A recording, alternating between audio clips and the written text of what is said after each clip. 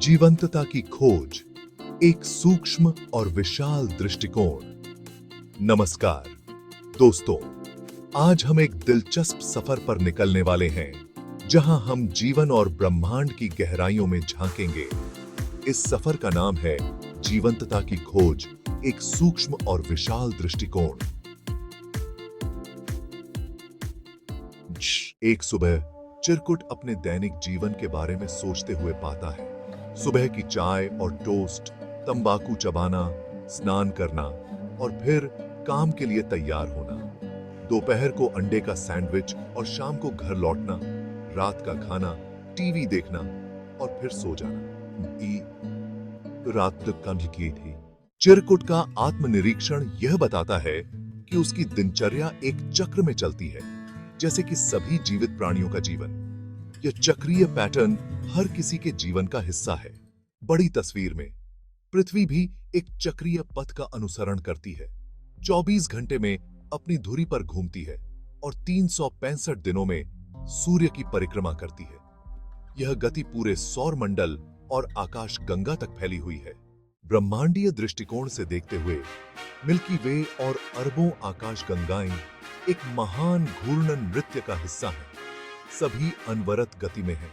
चिरकुट इस ब्रह्मांडीय चक्रीय गति पर अचंभित होता है और उस माध्यम के बारे में सोचता है जो इसे सक्षम बनाता है। उसे एहसास होता है कि यह माध्यम शून्यता या जीवंतता है।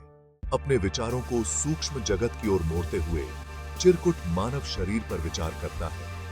ठोस, जल, वायु, अग्नि और आकाश जैसे भौतिक घटकों से बना मानव शरीर एक जटिल इकाई है। माइक्रोस्कोप के तहत मानव शरीर अनगिनत परमाणुओं को प्रकट करता है। प्रत्येक में प्रोटॉनों और न्यूट्रॉनों का नाभिक होता है, जिसे इलेक्ट्रॉनों द्वारा परिक्रमा की जाती है। वही जीवंतता जो ब्रह्मांड को स्थिर रखती है, वह मानव शरीर को भी स्थिर रखती है।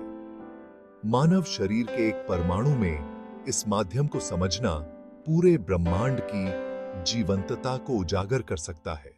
इस जीवंतता को समझने के लिए चिरकुट प्राचीन अभ्यास ध्यान पर विचार करता है। यह अत्यंत चुनौतीपूर्ण है, लेकिन यह जीवंतता को जानने का एक मार्ग प्रदान करता है।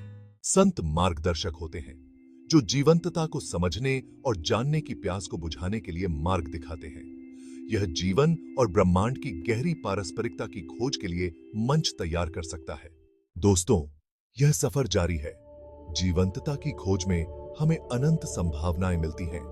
धन्यवाद और नमस्कार।